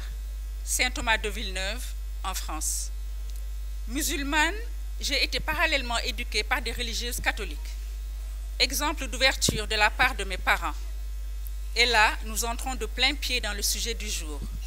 Transmission des valeurs républicaines et culture de l'engagement pour une réussite scolaire éducative. Vaste programme s'il en est, mais je serai brève, car mes filleuls n'ont pas l'âge de comprendre certains discours. Et là, je continue avec exemple yi ma leen jox sànq moom laa doon continuer di wax en français ni ngeen waree teey dox ndànk wax ndànk déglu leen seen waajur yi wax damay wax ne waajur yi modèle lañu mais am na bés may présider benn conférence CICES ma ne waajur yi ay modèle lañu dee leen laaj seen waajur dee leen topp mais bi conférence bi jeexee benn xale dafa ñëw ne ma madame ma ne mu ne ma da nga ne nañuy topp waajur yi ma ne waaw mu ne ma mais madame toutes les mamans ne sont pas des modèles jour boobu sama yaram dafa daw parce que man sama yaay modèle la woon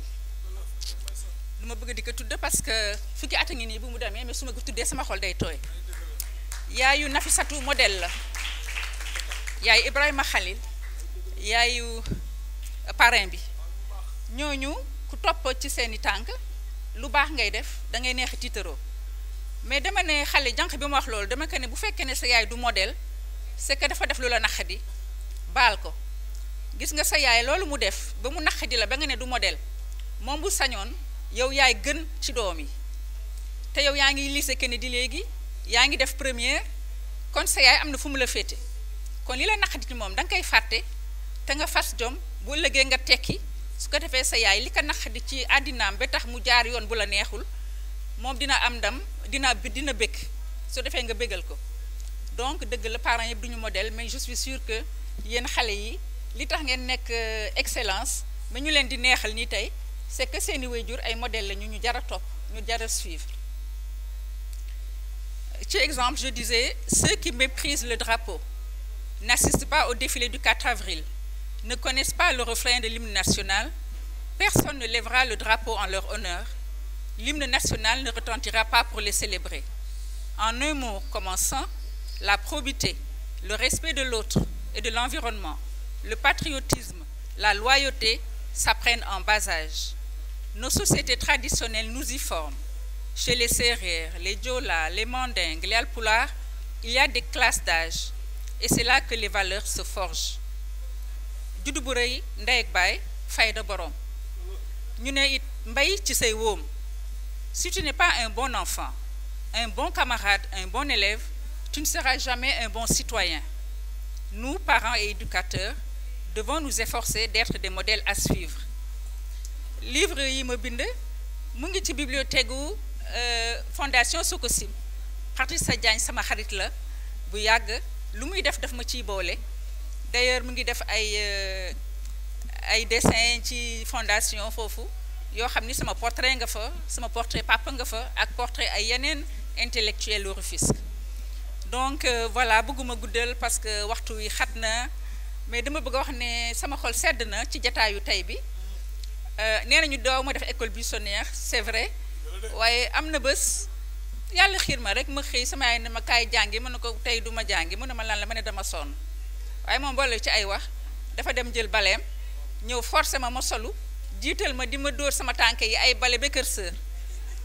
bés boobu laa comprendre ne doo jékki-jékki rek ne man tey du ma jàngi da ngay xam ne jàngi dafa am solo dafa am importance. waaw bi ma ñëwee nag daf ma ne soxor taxul ma dóor la ndax tey laa la ma sa dóor waaye dama xam ne sa papa day xëy di liggéey di daan dooleem di la dundal man itam dama daan jàng ba am certificat d'études nekk téléphoniste ci poste bi di liggéey ba sa papa gis ma bëgg ma am njaboot tax ma bàyyi sama liggéey toog di leen uuf kon yow mi sama taaw boo xëy ne doo jàngi da nga may jaaxal moo tax ma def li ma def kon yéen itam yàlla na leen yàlla sàmm aar leen jubal leen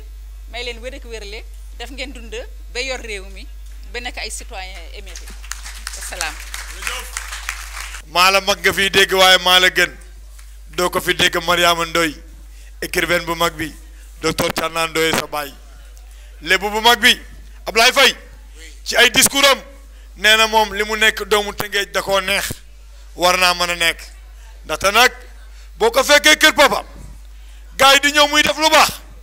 di wax lu baax Mariama Ndoye conseil spécial du président de la république Tëngéej jëng ci sagu yaakaar naa ne loolu am na solo waaye nag dama ne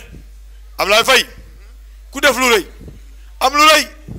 docteur Nafissatou Diouf li mu def rëy ne moo tax am na lu rëy Ablaye Faye fan la nu jëm. Nous allons donner la parole à un homme très sincère, un homme modeste, un homme généreux, un homme très fidèle, un père de famille qui aime trop ses enfants, qui est madame, il a tellement couvé sa famille c'est monsieur Omar Ngale Diop. Cet homme est d'une fidélité rare. Depuis 18 ans mangi ànd ak moom. J'ai beaucoup appris avec lui. Dem na ba nekkatuñu àndandoo. Suma grand frère la. War naa fi jël soxna. C'est Ngale qui est allé amener la dot et demander la main de la femme. Tu vois que ce sont des choses yo xamné je peux pas parler de lui parce que suma xol da fay fess. Parce que quand je parle de lui, c'est comme ñi fi nek ak mom man ak ñeneen ñi fi nek ñep, Selendoy Jules Dramé Djibi Ndiaye Pape Diop voilà gars yaa ngi ne la toog fii directeur yi ñoo toogee nii donc gars yi ñu ngi fële toog mais kenn ku ci waxoon ci Ngalla say wax doo ko mën a yeggali parce que nit la koo xam ne kii il nous a tout donné et il a tout donné, il a donné toute sa vie à l'éducation.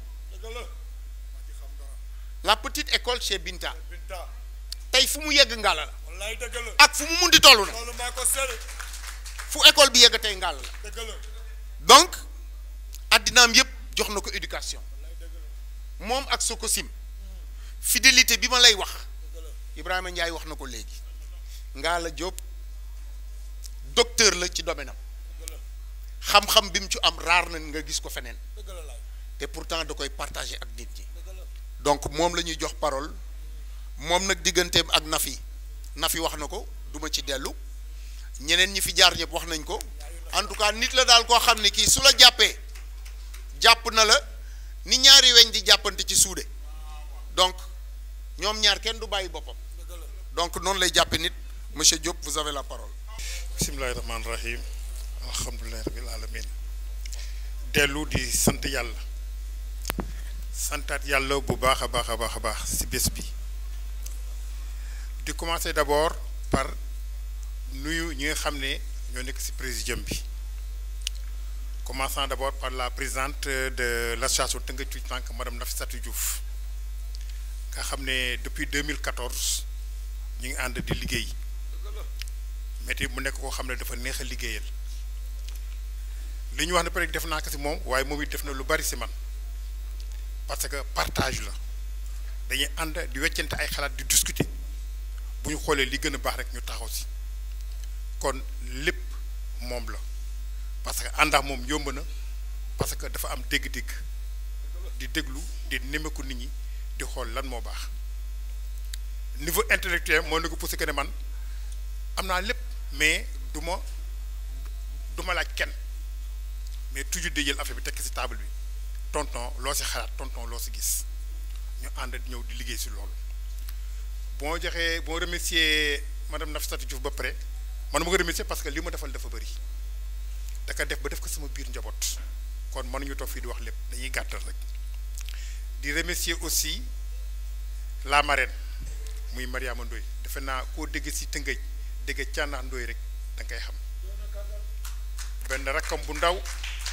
moom laa kon wax léegi nekk njóoba ci salliga lañ nekkoon ma ko doon encadré kon yàgg na yëngu ci xale yi temps wu ñoom Baye Mbodj ak ñoomin Moussa Sy yàlla na ko yàlla yërëm ñoo yoroon équipe bi ñu doon liggéey bu baax njóoba ba biñ mujjee dégee sax Dakar lañ dégee kon Mariama li ngay def yëpp defe naa Tëngéej moo ko waral parce que tamit tu es une fidèle Rufisquoise di la gërëm bu baax di remercier aussi monsieur di nuyu Ibrahima Khalil Ndiaye Khalil moom defe naa dafa mel rek yàlla daf ñu boole ci yenn yi ñu ciy nekk li ma nekk Sococim seen colonie pendant 18 ans Khalil est toujours à nos côtés bu ñuy wax sax c'est lui qui représente donc les parents donc au nom des délégués puis mu exprimer wu mais du su colonie vacances mais ci VSD yi ñu def ak Sococim yëpp Khalil dañu yàgg bokk ay activités yoo xam ne dañu fay dajal ñu ñaar di ci yëngatu ba ci octobre bii rek octobre rose na fi été en France ma dem représenté ko ci terrain HLM mooy mu représenté Sococim kon dafa mel ni yàlla dafa boole suñu yoon ba pare mu dénk ma ay doomam ma leen di jàngal ba fi ñu toll nii ba yàlla alhamdulilah ci xale yi kon xale tamit ñu lay gërëm di gërëm aussi ki fi représenté aussi le maire mu nekk Diegane moom aussi dafa nekk dans le milieu éducatif kon Diegane gis na ne li ngay def ci kii bi ci éducation bi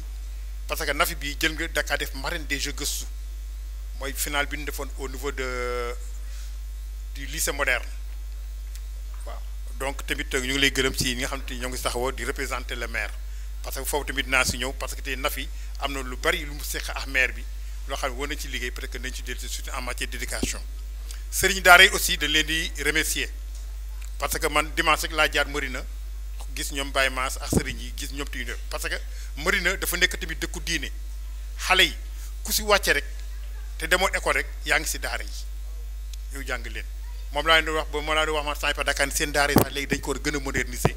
gën leen jàppale mu ne ah loolu de bu ñu ko amoon moo ñu gënal kon bu na fi démarré par lii kon loolu ñu wax moderniser daara yooyu tamit nañ ci jàpp parce que ñoom sa koñ ba lañ nekk kenn fayu leen amuñu salaire ay àllarba xale rek la ñuy dundee kon tamit bu leen mën a jàppale ñooy tamit dañ leen gën a jàppale kon sëriñu daara yi maa ngi leen di nuyu bu baax di leen sant léegi di nuyu aussi si nuyu tamit duma fàtte parce que dama am deux familles d'abord di nuyu sama famille biologique mooy ñi nga xam ne samay mag lañ ñu bokk deret sama jabar mu ngi toog fii Ami Ndiaye defe naa mënta ko parce que nit ñi gërëmal nañ ma ko mais elle est très proche de moi di si jàpp samay doom surtout ma petite fille là moom laa soo gis léegi da ñëw j'ai une seule fille moo nekk leen muy Assou Diop koo xam tamit Nafi a beaucoup fait pour elle donc ñooñu ci bi dama leen di remercier toute ma famille biologique ñiy ñëw ak ñi ñëwul ñëpp mais ni ma amee famille biologique noonu la amee aussi une famille éducative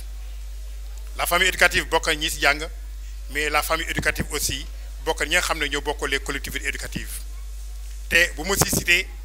damay démarrer par Djibi Guissé parce que famille éducative bi fi nekk y a 3 directeurs qui sont là muy Djibi Guissé qui est l'aîné moo ñu jët si directeur moo ñu jët si collectivité éducative kon moom si ñu encadré aussi si la bokk Djibi ñu partagé lu bari si collectivité éducative bu ñu def recyclage chaque fois max moom ñooy bokk chambre donc on partage beaucoup de choses mais bu dul Djibi Guissé yeneen ñaar directeur ñu fi taxaw fële nëbatu mu nekk Sele Ndoye ak ki ñuy wax Boubacar Dramé da ngeen defee ne ñaar artiste la benn artiste nga làqatu fële mais directeur de colonie de vacances la mu nekk si troupe jànkeen bu Thiès boo Jules Dramé bëgg naa nga taxaw nit ñi gis la parce que làqatu bi dafa dey ah Souleymane Dramé hein donc ñooñu dañoo leen di remercier parce que dañ bàyyi si soxla yëpp dañ nekk si ngan di programme à Thiès bàyyi ko fa ñëw pour sama bés bi kon Thier Paco yéen ñëpp maa ngi leen di remercier si déplacement bi nga xam ne bàyyi ngeen seen lépp daal di ñëw toog fii Góor Ndiaye moom defe naa moom dama ko remercier parce que maam moom na donc pratiquement benn lañ donc la famille là donc noonu laa doon donc y a les moniteurs qui sont là mu am suñu ndaw ñu nga xam ne dañ ma déggal muy ñeen Alioune Badara ñeen Amadou Diop ñoom ñëpp moniteurs yoo xam ne chaque fois que bu Nafi di organiser ñoom ñooy ñëw fii ñooy chargé organisation bi depuis ce matin ñu ngi fi di defar salle de vie et chaque année muy ñeen Alioune Badara daal di fay nekk. voilà donc pour revenir si programme bi si remerciement yi ñuy jël ma à ma modeste personne def ma parrain de cette cérémonie mais bu ñu ma ko defee honneur la personnel la mais honneur la aussi pour tous les membres de l'association Tëngéej Tuuti Tànk qui sont là ba may wax damay wax à leur nom mu nekk ñoom Badara Diène ñoom El Hadj ñoom it Cheikh Gueye ñu ngi toog fii ak jigéen ñi démarré sa ab yu bari Hélène Diallo ñoom it Assou Gueye ñoom ñëpp ñoo xam ne ñoo ànd si association Tëngéej ci nga ngóor Papa Lay bu mu si sax damay juum ak góor tim sax su la bokk parce que fu ñu organiser mu ñëw kon li ñu ma def nii comme parrain je pense que tamit yéen mérité ngeen ko kon ñun ñoo ko bokk dellusoon léegi maintenant pour wax un peu si thème bi moo ko bëggoon wax nii en France peut-être que dafay gudda mais dañuy expliquer pour xale yi surtout pour le respect de ces valeurs là xale yi dama leen won ne en éducation jàng rek moo am solo dans la vie te da ngeen war di jàng pour ëllëg ngeen xam lan ngeen war a mën a doon boo xoolee jafe-jafe yi di am si au niveau de Colobane mosoon naa ko wax si benn conférence difficulté bi nga xam ne xale yi moom lañ am xaw nañ ko fii Khalil wax na ko fii que effectivement ñun dans les écoles ñi may nekk école war nañu xam xale yi nga xam ne ñoo dëkk Colobane ñëpp ñu jàngi école Colobane wala Cheikh Binta le problème mooy xale yi bu ñuy xëy di ñëw école du ñu ndekki dañuy xaar ba récréation 11h ñu génne ne ñu ngi jëli ndekki seen kër pour dellusiwaat ngoon gi la plupart bu ñu yegee seen kër 3h la ñu war a dugg ba 3h30 xale yi duñu sax añ parce que kër ga peut-être que jigéen ña fa des ay 11h lay toog di waxtaan togg ba xale yi ñëwee ñu may leen 100 francs leen dem leen mais loolu mënul ànd ak jàng donc il faut que parents yi comme ni ñu koy waxee tamit jéem a xool amoon na benn programme bu amoon si Iden bi temps boog ñu ngi doon wax Iden bu ñu wax Nemelec nga xam ne doon defar ay fondé sachet fondé yoo xam ne bu ñu xëyee si école yi dañ koy distribuer xale yi parce que xamuñu ku yaayam jox mu ndekki ak ku yaayam joxul mu ndekki donc yooyu bu ñu ko mën def di ko def fondé sachet yooyu comme genre ay caakiri yi ñu def nii Khalil peut-être que bu ñu ci mënoon a jàppale si école yi tamit da baax mais au niveau de l'école Colobane Thiawlène difficulté boobu dafa xaw a bari te il faut que jëm ci jàppale xale yi parce que man école bi ma nekk boo xam ne tamit tey jii fi ma toll fii yëpp tamit mënuma ko wax te remercier wu ma donc la petite école Cheikh Binta en l'occurrence la directrice Famata Wade depuis 1990 lañ ko tijji j'ai fait là-bas 34 ans ànd di liggéey ak ñoom mais li ñu ci intéressé mooy que ne nit dafay am ngëm-ngëm nekk naa si école bi ba may démarrer on n'avait même pas un salaire qui dépassait 50 000 francs pour wane que nit dafa am jom oo nañ ma école mbaaw pour me diriger que en me proposant 200 et quelques mille francs j'ai refusé parce que du xaalis moo ma intéressé mais mooy que ne engagement bi nga xam dama koy jël sama dëkk laa xam foofu laay jàngee foofu laay defee lépp ce respect de ces valeurs là dafa am solo damay fàttaliku kenn kuy wax El Hadj Amadou Gueye di nga wax As Gueye tamit comme président de la fédération sénégalaise doomu Bafa Gueye El Hadj Bafa Gueye président sénégalaise de basketball Tëngéej dafa am solo si ñun As day jóge Dakar ñëw ne non ma nekk As loo fiy def mu ne ma damay saraxe ma ne ko waa nga jóge Dakar mu ne ma man lu may saraxe ah dëkk Dakar Tëngéej laa koy indi sarax gumbu Tëngéej moo ma gënal sarax gumbu Dakar parce que li may joxe si Tëngéej dama bëgg mu des si Tëngéej lépp lu muy saraxe Dakar vendredi day ñëw fii lay ñëw fii la koy joxe donc parce que gëm sa dëkk gëm sa bopp loolu moo tax parce que gëmul la réussite yi nga xam ne donc des Rufisquois donc nga xam ne suñu chère ville parce que Tëngéej amuñu lu ko gën te si préservation boo nga xam ne moom la ñu wax muy nekk transmission des valeurs républicaines si éducation bi dafa am ay lu am solo si am muy la liberté bi mooy xale yi da ngeen di nekk si école yi di jàng mais booy jàng da ngay xool comportement yi nga xam ne moom ngeen gis si ñeneen ñi comme ni ñu ko cité si docteur Nafissatou Diouf si marraine bi si ñeneen ñi fi ñuy yëg si nii tey jii nii ba koy def ba toll fii nii ba mën ko def yéen loolu ngeen war a xool mooy que ne découragement war si am vous devez être solidaire parce que kits scolaire yi leen jox nii xale bi si discours am wax na ko nee na kits scolaire yi c'est pas les kits qui nous intéressent mais mooy di ngeen ñu ko jox pour war ñu au moins le droit chemin pour war ñu nan la ñu ko def mooy war a mën a réussir donc loolu moo tax tey jii ñu nekk fi si biir loolu ñu ne donc il y a de l'engagement bi moo si am solo nit ki looy def te amul engagement da ngay toog ñu bari ils ont échoué parce que c'est un problème d'engagement amuñu engagement si li ñuy def dañu ne même booy fo ah fo la ki nga xam ne sàcc ñëpp xam nañ ne baaxul sàcc baaxul mais ñi koy def ah il faut ñu jéem a def dara ba réussir ko ba kenn du leen jàpp bañ ku leen yëg nañ yoot de pas à pas jëm ut ay pexe ba réussir jàngale bi tamit noonu la aucun enfant n'est nul mais engagement bi moo des pour jàng bi ngeen toog war a xool doyen ba wàññi télévision yi wàññi les smartphones yi nga xam ne moom ngeen utiliser pour la réussite loolu bu leen ko defee rek da ngeen réussir su bari et aussi y a le cadre et le milieu bi mooy même fekkee yow da nga am engagement bul xool que ne sama xale sama rakka yi wala sama morom yi ñu ngi fawi rek man damay war a génn dem fawi non même bu ñuy fawi yow xamal la nga bëgg nga def ko pour sa réussite personnelle donc loolu mooy engagement te engagement valeur la dans notre république ñu bari ñu ngi wax ah naa li mënul nekk li mën am lu mënul nekk amul da ngay jéem ba nga xam ne télé nga xam ne fii nga yem nga dem seeti keneen koo xam ne war na la mën a ñëw dooleel nga réussite foofu rek la demewul feneen ñun on a été très patient dañ nekk ci formation bi nekk ci mouvement moniteur yi chaque année l'État du Sénégal nous donne un thème comme ni ko Pape Diop waxee on le partage Djibi peut en témoigner difficulté yi xam ne moom lañ ciy am